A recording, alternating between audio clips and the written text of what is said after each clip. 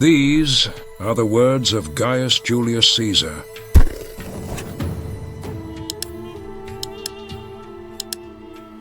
In Gaul, one finds that every tribe, every clan, every subdivision of a clan, indeed practically every individual household, is divided into rival factions.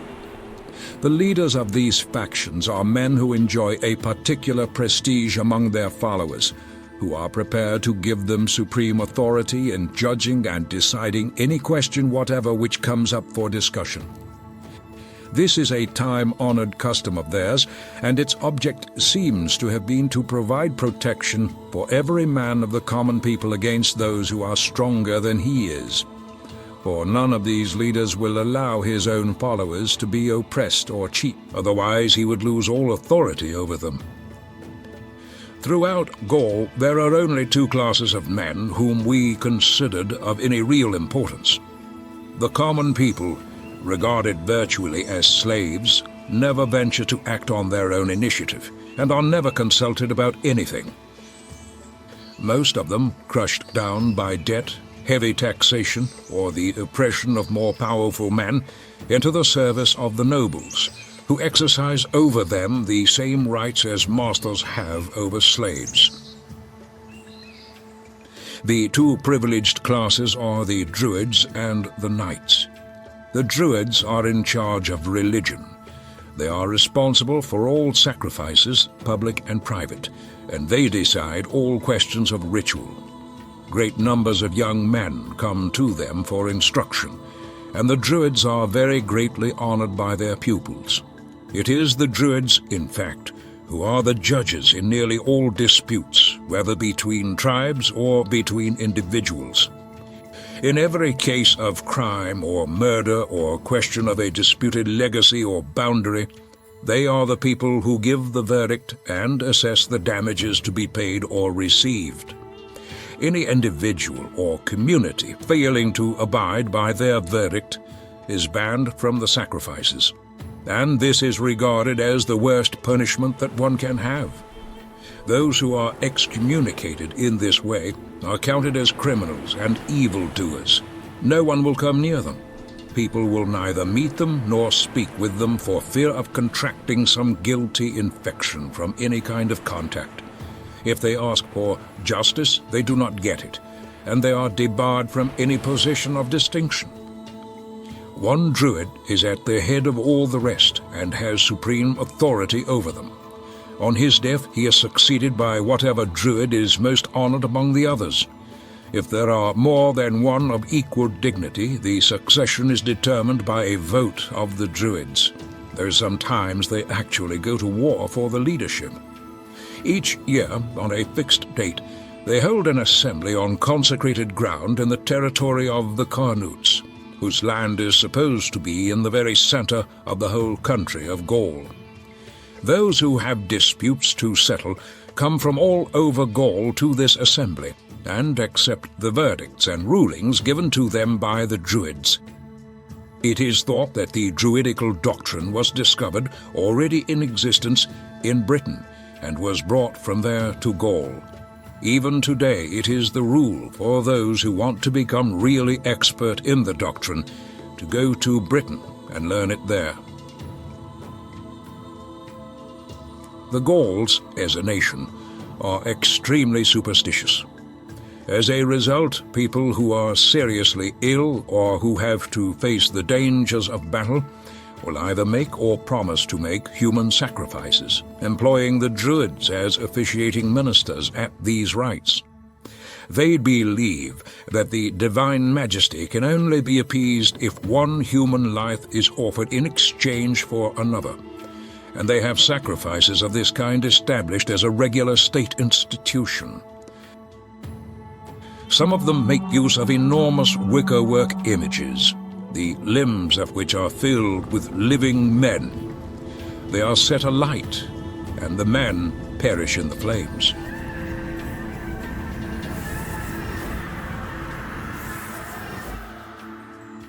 They believe that the gods prefer the execution of men who have been caught in the act of theft or armed robbery or some other crime.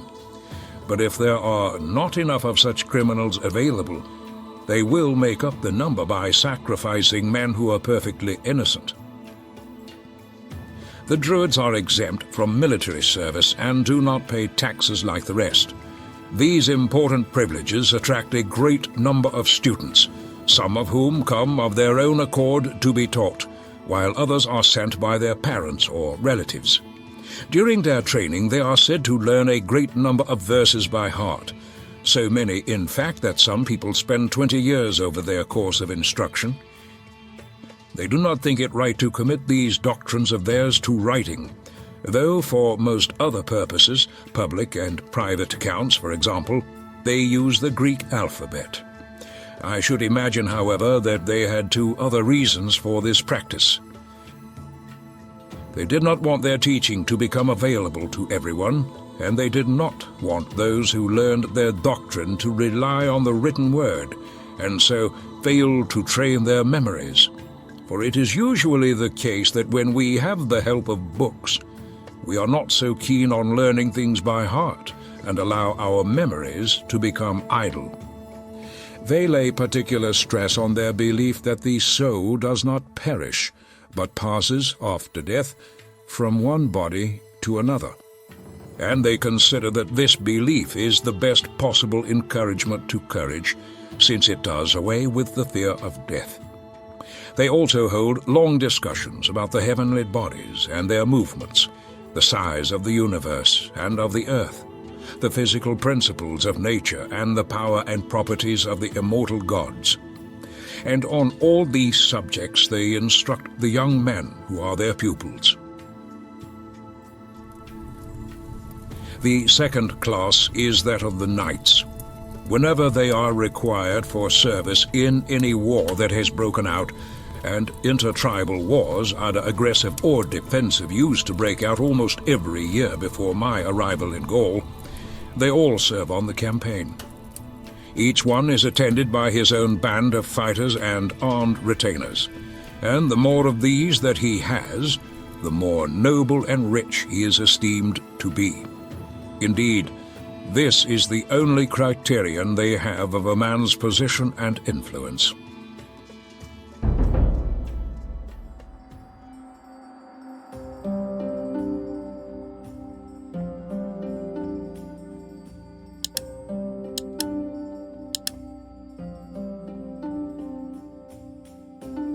The god most worshipped by them is Mercury, and very many images of him are to be seen. They regard him as the inventor of all the arts, the guide on every road and on every journey, and the god who has most power in connection with money-making and commercial undertakings. After Mercury, they chiefly worship Apollo, Mars, Jupiter, and Minerva, and hold roughly the same opinions about them as do other nations. That Apollo averts diseases, Minerva gives us the first principles of all sorts of craftsmanship, Jupiter holds power over the heavens, and Mars controls war. When they have decided to fight a decisive battle, they generally dedicate to Mars all the spoils which they hope to win, and after a victory they sacrifice the captured animals and bring all the rest of the captured property together in one place.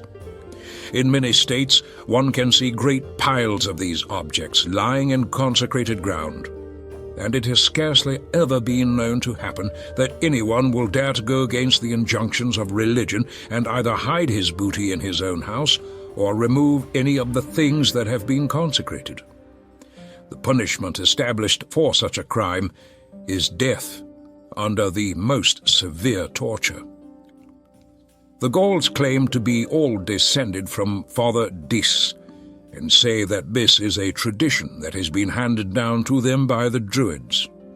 For this reason, they measure periods of time by nights instead of by days, and in keeping birthdays or reckoning the first of the month or the beginning of the year, they go on the principle that the night comes first and the day follows it. In the ordinary customs of life, one of the chief differences between them and other people is that they do not allow their sons to approach them in public until the youths have reached the age for military service. They consider it a shocking thing if a son who is still in his boyhood stands in a public place where his father can see him. When he marries, a man contributes from his own property a sum equivalent in value to what he has received from his wife by way of dowry. A joint account is kept of the total, and the profits are set aside. Whichever of the two lives longer receives both portions together with the profits that have accumulated over the years. Husbands have the power of life and death over their wives as well as over their children. When the head of any noble family dies, his relatives meet together, and if there is anything suspicious about the way he died, they examine his wives under torture, as we do in the case of slaves. If guilt is proved, the punishment is a slow and very painful death. Considering the fairly low standard of living in Gaul, funerals are splendid affairs and cost a lot of money. They cast onto the funeral pyre everything that the dead man is supposed to have been fond of, including animals. And not long ago, slaves and dependents who were known to have been particular favorites of their masters were burned with them at the end of the funeral ceremony. Those states that have the reputation of running their affairs most efficiently have laid down a law by which anyone who hears from a neighboring state any news or rumor which concerns his own country is to report it to a magistrate without speaking of it to anyone else. This is because experience has shown that false rumors often have a disturbing effect on ignorant and unbalanced minds, driving people into criminal actions or leading them to interfere with important matters of policy. The magistrates suppress whatever news they think fit and only tell the public what they think is good for them to know. No one is allowed to discuss politics except in a public assembly. There was a time in the past when the Gauls were a more warlike race than the Germans. They actually invaded Germany and settled colonies beyond the Rhine because their own population was too large for the land available to them. In this way, the Volci Tectosagis seized and occupied the most fertile district of Germany. This is the part near the Hercynian forest, which I see Eratosthenes and other Greeks had heard about and called the Orcinian forest. The Volci Tectosagis still maintain themselves as a nation in this area and have a very high reputation for good government and for military ability. At the present time, since their living conditions of want, poverty, and hardships are the same as those of the Germans, they eat the same kind of food and live in the German way. The Gauls, on the other hand, living near our province and acquainted with goods that come to them from overseas, are well supplied with both necessities and luxuries. They have gradually become used to defeat, and after fighting and losing so many battles, they do not even pretend to be the equals of the Germans in war. The same principle applies to Gaul as a whole. All the tribes fall into two separate groups. When I first came to Gaul, the leaders of one of these groups were the Aedui, and of the other the Sequani. The Aedui had from ancient times been the most powerful state of all, and had numbers of other states dependent on them. Thus the Sequani, considered a power by themselves, were the weaker of the two. However, the Sequani had made an alliance with Ariovistus and his Germans, and by promising much and sacrificing much, had brought them in on their side. Several battles were fought in which the Aedui were defeated, and their nobility wiped out. In this way, the Sequani had become the predominant power. They had taken over a number of states that used to be dependent on the Aedui. They kept as hostages the children of the leading men of the Aedui, and had compelled the Aeduan government to swear an oath that they would never plot against their conquerors. They had occupied with their own tribesmen part of the Aegean land along their frontier, which they had seized in war, and indeed had established their hegemony over the whole of Gaul. It was to deal with this desperate situation that Diviciacus had made the journey to Rome to ask help from the Senate. He had returned again to his tribe without having achieved anything. With my arrival in Gaul, however, the situation changed. The Aedui had their hostages given back to them and their former dependencies restored. I even helped them to acquire control over states which they had not controlled before. This was because those who joined in alliance with them found that they were better treated and better governed than they had been previously. In other ways, too, the Aedui were given more influence and greater prestige. The Sequani lost the supreme power which they had exercised, and their place was taken by the Remi. As it was known that the Reni were as much in my favor as the Aedui, all those states which, because of old feuds, could never be induced to throw in their lot with the Aedui, now began to come into the sphere of influence of the Remi, who took good care of them, and thus were able to retain this new and very rapidly acquired authority of theirs. At the time of which I am writing, the Aedui were acknowledged to be much the most important state in Gaul, with the Remi occupying second place.